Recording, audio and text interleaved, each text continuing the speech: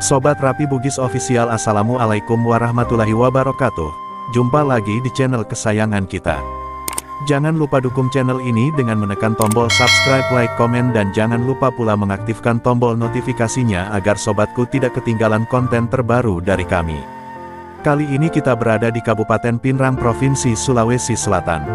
Dalam rangka pelaksanaan ujian kenaikan tingkat periode kedua tahun 2022.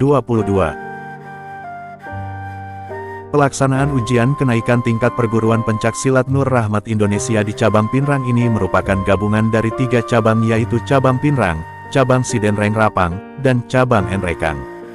Ini merupakan titik lokal kedua setelah cabang Wamena di Papua yang dilaksanakan sepekan yang lalu di Wamena. Seperti inilah tradisi anggota dalam menjemput pimpinan tertinggi di perguruan pencaksilat Nur Rahmat Indonesia. Guru besar bersama rombongan memasuki lokasi pelaksanaan ujian kenaikan tingkat. Rombongan berangkat dari Makassar jam 9 waktu Indonesia bagian tengah dan tiba di kediaman pembina cabang Pinrang sekitar jam 2.